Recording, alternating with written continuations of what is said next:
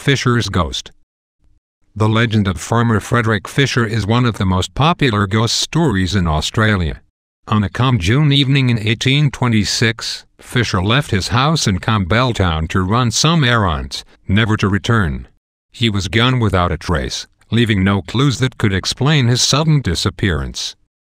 4 months after Fisher vanished, a local resident stumbled into a Campbelltown hotel, pale and shaken to his very bones.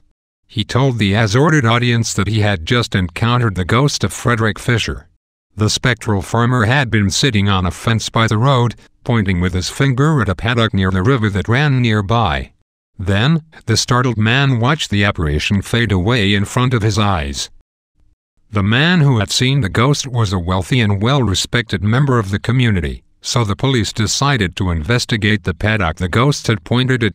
To their shock, they found the body of Frederick Fisher, dead and hidden from view. His murderer was soon found to be one George Worrell, Fisher's neighbor and friend who had been taking care of his legal matters in the past. Worrell had already raised some eyebrows after Fisher's disappearance, as he told everyone that Fisher had sailed to England and soon started selling the poor farmer's belongings. The emergence of the body soon caused Worrell to confess, and Fisher could finally rest in peace. Wycliffe Well. Wycliffe Well is a roadhouse and holiday park near Wauchope in the Northern Territories. The area is said to be one of the biggest hot spots for UFO activity in the entire continent.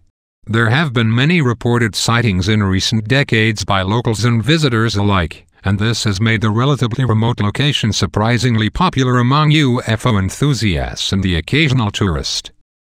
Why do UFOs congregate in Wycliffe Well? Nobody knows for sure.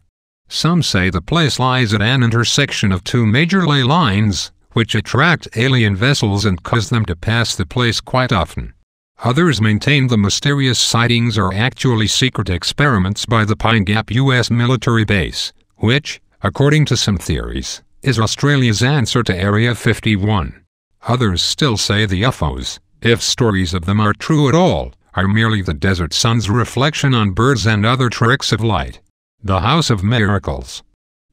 In the suburbs of Sydney, there is a small house where miracles are said to happen.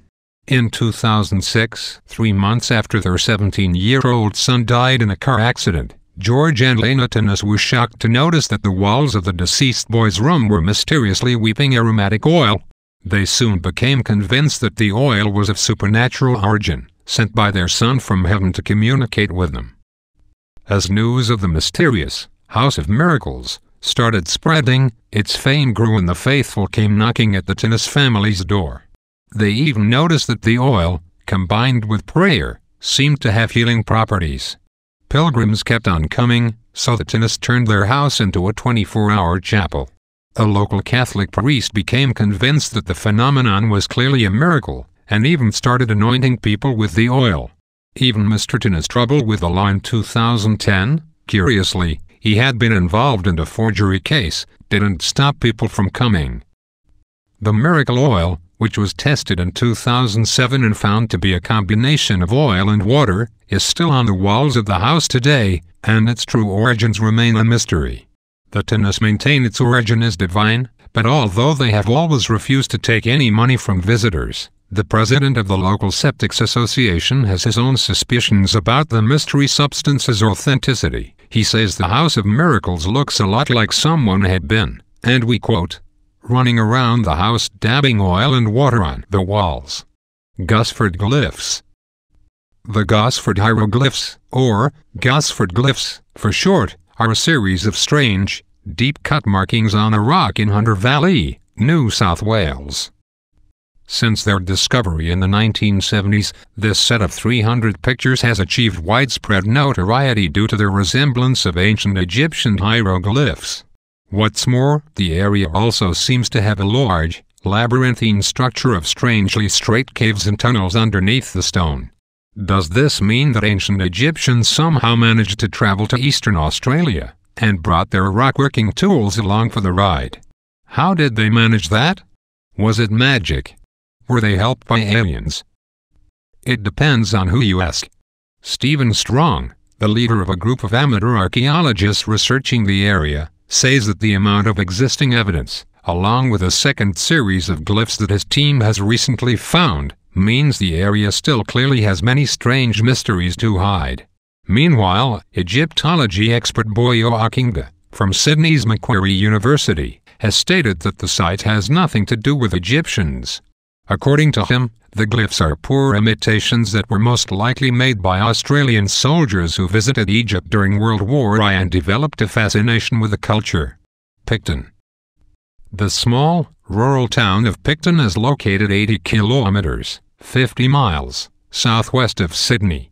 It's a quaint little township, full of small-town charm and named after one of the generals at the Battle of Waterloo. It's so quaint, in fact, that many of its residents choose to stay even after life has left them. Picton is said to be crawling with ghosts, from strange, spectral ladies that move shopkeepers' signs around to invisible swimmers by the railway viaduct. The maternity hospital is haunted by ghostly, crying babies and an evil matron who attempts to strangle people at night. The Imperial Hotel's jukebox sometimes starts to play by itself, even if it isn't plugged in. Some of the more well-known of Picton's ghosts are the children who haunt the, surprise, cemetery. Two ghostly kids, a boy and a girl, apparently stalk the burial grounds dressed in old-fashioned clothes, disappearing behind the headstones and appearing in photographs of the otherwise empty cemetery. The most famous of Picton's spectres, however, lurks in the Mushroom Tunnel, an abandoned railway tunnel that is thought to be haunted by the ghost of Emily Ballard, a woman who was taking a shortcut through the tunnel in 1916, only to be greeted by an oncoming train. The locomotive struck her and carried her mangled corpse in its co-catcher all the way to the town's railway station. According to legend, you can still encounter her ghost in the tunnel, forever trying to run from her oncoming doom.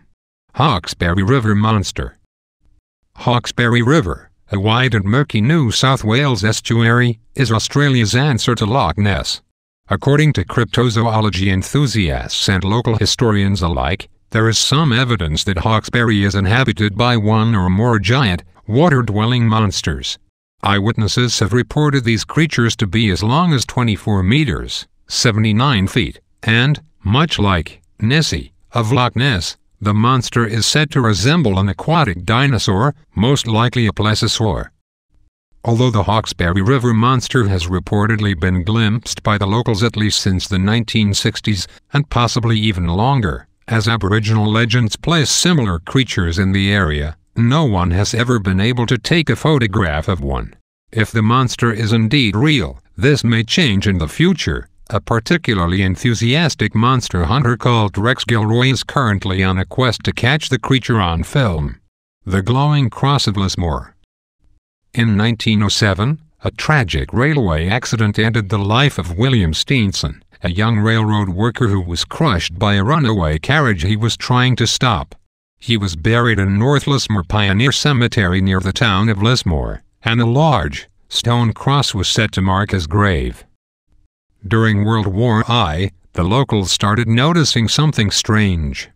The cross on Steenson's grave had mysteriously started shining brightly, as if it was a giant light bulb. Although many residents were aware of the mysterious glowing cross, they kept quiet about it for decades because they didn't want the town overrun by people flocking to see this miracle. However, the news eventually got out in 1978, and people all over the world started trickling into the town to witness the mysterious fire cross. The stone glowed just occasionally at first, but it seemed to gain power with time, until it eventually shone all the time, although its glow was only really visible from dusk until dawn. Sadly, once it became famous, religious fanatics and tourists started vandalizing the cross and chipping away pieces of it as souvenirs. Skeptics tried to explain the stone's strange properties as tricks of the light, and scientists analyzed it, but no reason for its luminescence could ever be found. In fact, chances are that the mystery will never be solved. At the height of its popularity in 1986, the stone suddenly vanished and was never seen again. Presumed stolen, an exact replica was constructed from the same materials and mounted in the exact same way as the old one. It never glowed. Tomago House. These days, Maria Windeyer, the Lady of Tomago House, enjoys sitting in her rocking chair and looking after her cellars. She is often seen by visitors, to the point where she's something of a local attraction. Maria Windire, it should probably be mentioned, passed away in the 19th century. Tomago House is a well-known main building of a large vineyard in Newcastle, New South Wales. The construction of the site began in 1840, but its builder, Barrister Richard Windire, passed away only 7 years later. He was survived by his wife, Maria, who was now tasked with completing the site and making it profitable. Maria excelled at this task, spending the rest of her life looking after Tomago House. Her life and spirit became so tied to it that some say her interest in the property didn't stop with her death. To this day, many say they have glimpsed the elderly woman in the cellars, or enjoying fresh air in her rocking chair on the porch of the house. The Coogee Virgin. Coogee Beach near Sydney is a fun place, as most Australian beaches tend to be, unless you're eaten by a shark or stung by a box jellyfish. There, you can surf, swim, sunbathe, and, apparently, meet the Virgin Mary. The Coogee Virgin is a strange, hazy apparition that forms in the meeting point of two differently colored strips of fence near a certain cliff path. First seen in 2002, the Virgin is a peculiar optical illusion that happens to look almost exactly like the classic illustrations of the Virgin Mary. The Catholic Church has dismissed the phenomenon as a simple trick of the light and, strangely, almost no one is contesting that claim. However, the fact that this particular optical illusion would form that exact figure in such a photogenic place is seen as miraculous by many. The Virgin is generally visible on sunny days, between 3 o'clock and 4:30 p.m. She has a habit of drifting in and out of view, depending on how the light falls on her usual spot. The Guyra Dam Incident. In December 1999, an unidentified flying object fell in the water supply dam of Guyra, a small town located in northeastern New South Wales. The object had flattened a 16 by 6 meter, 50 by 20 feet, area of reeds, before plunging into the water and eventually sinking in the mud underneath. The incident received both national and international coverage, sending the small town into a frenzy of media and police interference. Initial headlines immediately called the phenomenon a UFO in the extraterrestrial sense of the word. Experts were more reserved, but uncertain about what the object actually was. Theories ranged from meteors to space debris to frozen raw sewage from a passing aircraft, a nauseating possibility, considering the object fell into a water reservoir. An eyewitness emerged, but he was uncertain as to what the object actually was. All he knew that it was fiery, broken to pieces as it flew, and may have been space debris of some kind.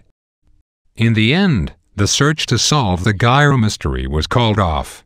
The truth about the incident, at least, the official truth, is that the strange object was a golf ball-sized meteorite that had buried itself deep beneath the water supply. However, no attempts to retrieve the object and confirm this theory have been made.